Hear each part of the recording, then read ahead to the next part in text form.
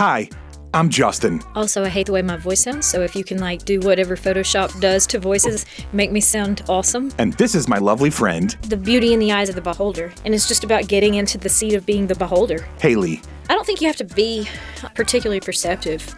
I just think you have to look up. This podcast is mostly just her telling me stories. If you expose yourself to the possibility that this might be really awkward, there can be something just really cool on the other side of it. She thinks that her life and way of looking at things are Oh, I was kind of waiting on you. I thought you were getting your stuff ready. You're waiting on me? pretty normal. You got to edit out all the misinformation about the Amish. Maybe you can relate. I would like a chance to re-sing the Amish Paradise. If you want lighthearted stories All right, you want to talk about goats? and stream of consciousness, I just woke up and needed some friends, and so I bought them. then you're gonna like the Sunny Side Up podcast. Sunny side up, sunny side up, sunny side up, sunny side up.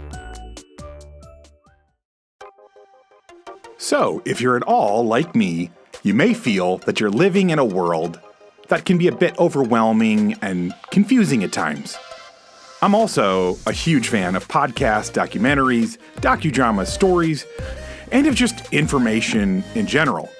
Between all of that and the social media and news, sometimes our brains can feel like they're on overload. Hayley and I hope that this podcast can be something of an antidote to all of that. Like little jello shots of joy and distraction. None of it is too serious or really too informative. Mostly it's just two friends who have conversational chemistry talking about whatever enters the minds of relatively ADHD people. We hope you enjoy. All right, let's talk about the Nick Hall story. That's just one of those. That's one of the. And we got to do for the audience. We have to do the full setting. Micah and Reagan's wedding. Yeah, just like where it gets set up. Yeah. It goes to what we were talking about earlier, where life feels like a Seinfeld episode, where everything is connected and it all comes back towards the end, and you just say like the little bass riff, and you're back to square one. But yeah, so here I drive to Atlanta to a wedding for Reagan and Micah, and one of the, what do you call the male bridesmaid? What is Brides? Is it bridesgrooms or bridesmaids? Bridesmen? Bridesmen. Bridesmen. Yeah, I liked it nonetheless. Like the way they had their setup looked good. But anyhow, Nick was part of the wedding party, and we made friends here, and I realized that he was connected to Mississippi politics. So whenever I got home, I asked if he might want to be a guest speaker in our government class, and he's like, no problem. And you teach American government at a junior college, at a community college. Nice. So he shows up, and by the way, absolutely fantastic in front of a group. He was gracious with their questions, provided fantastic information, and it was a really good day. We get through that, and then fast forward a month or two, and there was another meeting. We were trying to solve a problem with a different department on campus. It was something that came up in the GED department. I'm not even involved there. Like, I had this job years ago. And the issue of students not having proper ID and students who don't have parents or homes not having the paperwork that they need to proceed, and just difficulties that they encounter while they're trying to enroll in classes and take these GED things.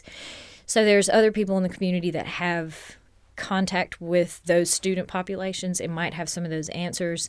So I was like, I need to introduce you to my friend who works in youth court, or my friend who works for the school board who handles the same thing. Y'all should know each other. Y'all can share resources, just introducing them.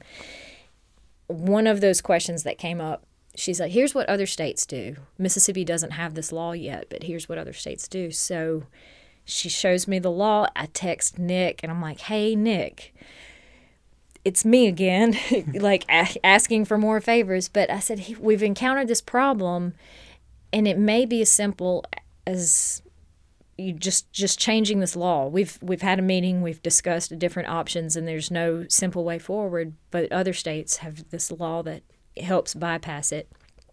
And he says, my gosh, that that would be a really simple solution that could help a lot of people with a practical purpose. And he immediately like sets about changing it. And he's like, well, give me a minute to call you back, actually, because... And we should mention now, because we didn't do a good job setting this up, who is Nick Hall and, like, who Well, he may not want his name mentioned. That's why I was like, are people okay just having their information? He's a policy advisor for the Mississippi legislature. In the Mississippi legislature, he's the policy advisor for the Speaker of the House. Which in Mississippi is, like, kind of top of the political stack. Currently, yes. And the Speaker of the House. The Speaker of the House is retiring, I think, is not going to run again. So I don't know. Nick has a... And I love, like, it was really cool. So, we had basically, Ollie and I had two of our kiddos get married 2 weeks apart, like October of 2022, which was a banner month because we had Peyton and Lacey get married in early October, and then, of course, Micah and Reagan. So at Peyton's wedding, Nick was actually his best man. And so, like, I had just met Nick not long before that when Peyton was doing his bachelor party, which his bachelor party consisted of him and Nick, just the two of them, going on vacation together. I can't even remember where. And like just hanging out, like they have a really cool friendship. So that's how I get to know Nick. And Nick is, he's a really, really remarkable young man, like only child, very, like he simultaneously has ambitions to do things, but in the most like clear-headed and... He's sincere. He's a very authentic person. Right, yes. His like future... he genuinely wants to help people. Yeah. Which everybody always talks such crap about politicians, which it's hard to defend some of them. He is truly the guy, like you wouldn't even have to agree with his politics and you'd be like, this is the squeakiest clean, most sensible, decent guy. I may not agree with all of where he lands on things, but he's the kind of guy that if he was a politician, I would want to vote for him. Anyways, he's just that guy. Yeah. So, anyways, well, that's who Nick is. I felt absolutely great asking him to come talk to a classroom because I knew that, he and would... didn't you say that like somebody important? I'm not saying. No. Yes. Gosh, it was not somebody important. Like we're there, and I knew I wasn't gonna have to stand in front of the class. So I'm wearing like leggings and a sweater or something because I'm just gonna. This is back to the story of when you asked Nick to talk to your class. Yeah, when he's coming to talk to the class, and in walks the president of the college, and who didn't know Nick at this time. No, one of the people in his office is good friends with Nick, and Nick was staying with him, and so he just told him he was going to be there, and the president of the college immediately understood the political connections and how, this is somebody I should meet, but also to honor the guest for coming. Yeah, for sure. And he just walks in with a cup of coffee and takes a seat on the front row. This, by the way, is my first semester teaching on this college campus, and it was my first time seeing him since I'd started teaching there. Like, I've seen him. He's a parent. I'm a parent. We'd be at show choir functions or whatever in the past. But yeah. So, he sits in there, and then fast forward the couple of months later, whenever I'm texting him saying, like, hey, we have this problem, it sounds like a simple enough solution, but it's going to take a law to make it happen. He's like, hold on a second, and I'll give you a call. President of the college just so happened to be at his office in Jackson at that moment, and he said, I'll call you in 5 minutes. He's leaving, so give me a minute. So that's kind of odd. Wow. That because he met Nick the day he was in the class, so it's not like they were just buddies, but he happened to walk into my class the first time Nick's on campus, and then the next time I reach out to him, he happened to be in his office. So I don't know what kind of games the universe was playing or why all that energy had to line up. So currently we are discussing how to get a certain class of ID for people who maybe lack an address but need an ID for limited purposes so that they can take advantage of certain educational opportunities and things. It's still in process. I've learned more than I intended to about driver's license and classifications and federal regulations on those and things. Yeah. But that's, like you come just to show up to a wedding and you walk away with a connection to the arguably most powerful, the right-hand man to the arguably most powerful guy in the Mississippi political world who can potentially help make the lives of, it sounds like, students that are, what do they call that? It's not exactly homeless, but it's like where you're housing unaccompanied minors. Okay, but like it's like, what do they call it when you're like your housing is unstable, you're unsure. It's like they don't quite call it homeless. There's like an in between. Just like a home insecure. I don't. Yeah, know. home insecurity. I think it might be something like that, but it is. There's like a fancy term for that.